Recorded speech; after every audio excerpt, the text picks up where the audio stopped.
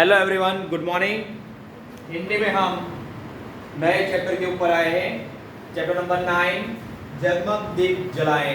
बच्चों, ये पोएम है और हमारा जो ऐसे 1 का पोर्शन है, ये पोर्शन में लास्ट चैप्टर है। ओके, शिवराज भारती पहले भी शिवराज भारती के बारे में हम लोग पढ़ चुके हैं। उनकी जो रचना है उनके बारे में हम देख चुके हैं और सीख भी चुके हैं। ओके, तो अभी जो लास्ट पोर्शन है वो भी शिवराज भारती ने पूरी कविता बनाई है। बहुत बढ़िया कविता है कि जगमग दीप जलाए, हमें दीप की तरह जलना है। दीप जब जलता है ना, तब अंधेरा भगा लेता है। तो हमें भी अपना जीवन ऐसे जीना है कि भाई दूसरों की जीवन में जो परेशानी आती है उसको हम भगा सके, हम दूसरों को हेल्प कर सके। तो एक दिए की तरह हमें जीना है और दिए से बहुत बड़ा संकेत एक संदेश हमें मिलता है। वो संदेश हमें लाइफ में फॉलो भी करना है।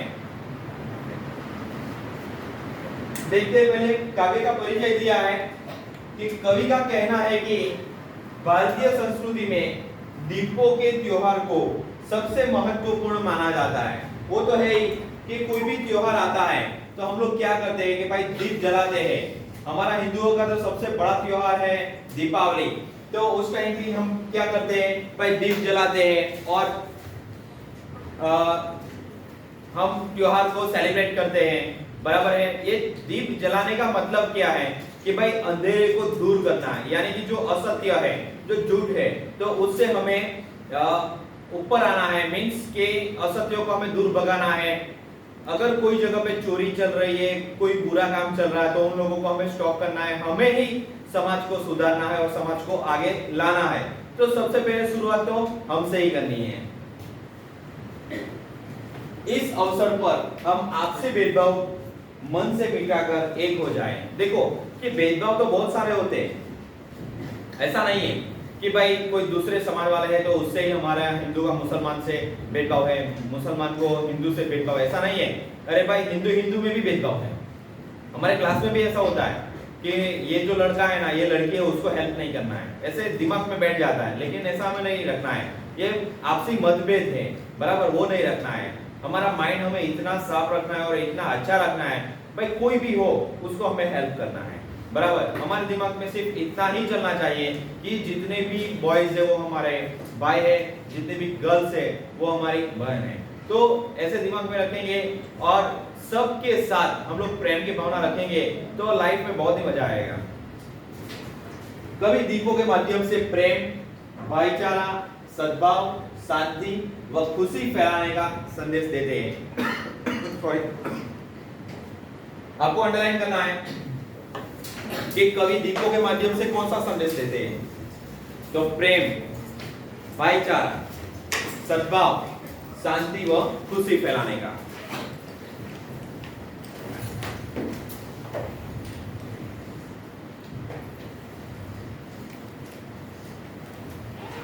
आओ जगमग दीप जलाए, अपनेपन का भाव जगाए।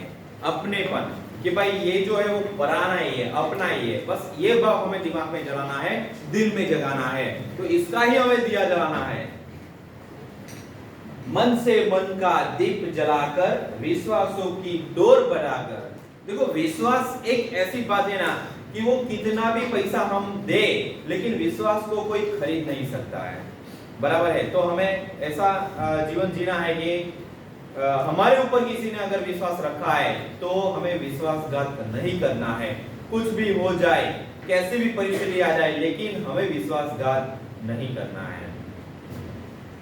संस्कृति के पावन आलोक से सारा जग दमकाए, आओ जगमग दीप जलाए। बच्चों, हमारी संस्कृति बहुत ही अच्छी है। पूरी दुनिया में भारत की जो संस्कृति है वैसी संस्कृति किसी और कंट्री में नहीं है। तो वही संस्कृति को हमें संभाल के रखना है और उसी को फॉलो करना है। बराबर है। हमारी जो भारतीय संस्कृति है वो पूरी दुनिया में बहुत ही फेमस है। अभी वेस्टर्न जो अभी कल्चर चल रहा है तो उससे हमें दूरी रहना है। हमारी भारतीय संस्कृति को हमें फॉलो करना है। आओ जगमग दीप जलाएं।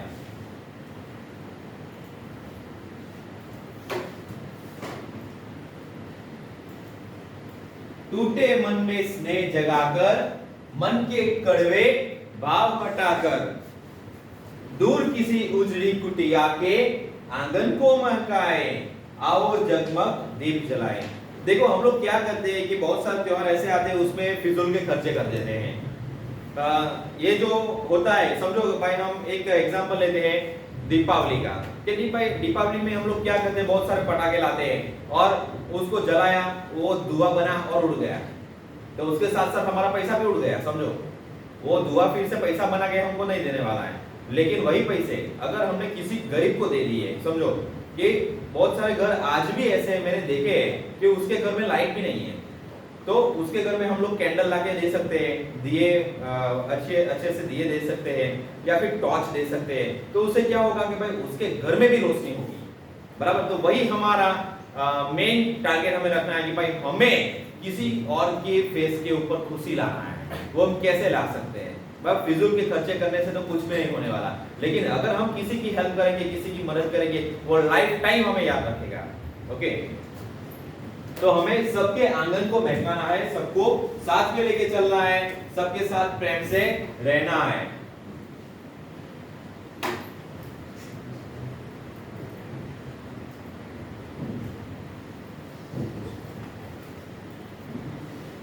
लास्ट आंसर लिखते हैं बच्चों, बड़े चहुतीसा में भाईचारा, पावन हो हर ध्येय हमारा, रुके अंधियारे जीवन में नया सवेरा लाए, आओ जगमग दीप जलाएं।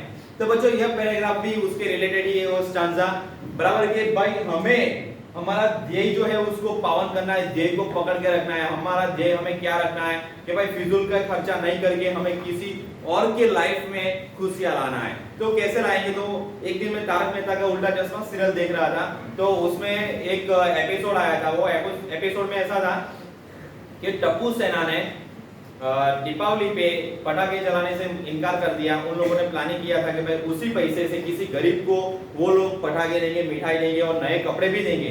तो ये सब प्लानिंग उन लोगों ने किया था और वही पैसे से उनकी पॉकेट मनी और घर वालों ने जो पटाखे के लिए पैसे दिए थे वो सब इकट्ठा करके उन लोगों ने गरीब बच्चों के लिए मिठाइयाँ, कपड़े, पटाखे ऐसा सब खरीद के उन लोगों को दिया था। तो उस टाइम पे जो गरीब बच्चे वो इन सब वो एफर्ट नहीं कर सकते, तो वो लाइफ टाइम हमको याद रखेंगे भाई ये जो लड़का था, ये लड़की थी, तो उसकी वजह से हमारी दीपावली बहुत ही अच्छी गई थी। लाइफ टाइम हमको आशीर्वाद मिलेगा। तो ऐसा काम हमें करना है, ऐसा ध्येय बना के हमें चलना है।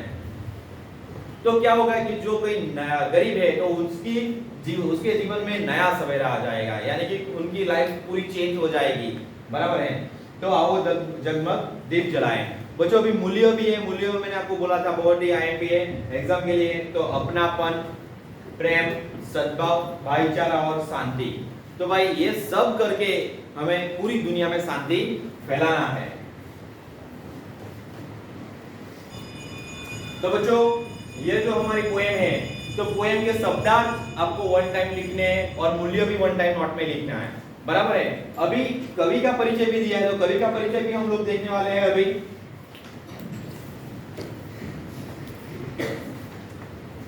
तो कवि का परिचय है वो भी एग्जाम के लिए बहुत ही जरूरी है। तो आपको मैं इसमें अंडरलाइन करवाऊंगा, तो आपको करना है कि भाई कवि शिवराज भारती का जन्म 2 जनवरी 1972 नौहर हनुमानगढ़ में हुआ था। तो नौहर में भी अंडरलाइन करना है, नौहर के नीचे, हनुमानगढ़ के नीचे भी आपको अंडरलाइन करना है। उन्होंने राजस्थानी हिंदी और समाजशास्त्र में एमए तथा बीएड की उपाधि प्राप्त की। उपाधि यानी कि डिग्री उन्होंने हासिल की है। तो आपको अंडरलाइन करना है एमए और बीएड के नीचे, और जो सब्जेक्ट है उसके नीचे भी अंडरलाइन करना है। सब्जेक्ट है समाजशास्त्र, राजस्थानी और हिंदी। वे सुरीले गायक, गीतकार और कवि के रूप में मशहूर हुए। उन्हें जवाहरलाल नेहरू बाल साहित्य पुरस्कार से सम्मानित किया गया। तो आपको अंडरलाइन करना है कि भाई जवाहरलाल नेहरू बाल साहित्य पुरस्कार एक अवार्ड है, बराबर के जवाहरलाल नेहरू बाल साहित्य पुरस्कार ये अवार्ड का नाम है। वो अवार्ड शिवराज भारतीयों को दिया गया है। ओके बच्चों, तो अभी हम मिलते हैं नेक्स्ट पीरियड में, और आज हमारा ये जो लेसन है वो खत्म होता है। अभी हम जो राइटिंग वाके वो देखेंगे। ओके बच्चों, तो मिलते हैं नेक्स्ट पीरियड में। Tata bye bye, see you.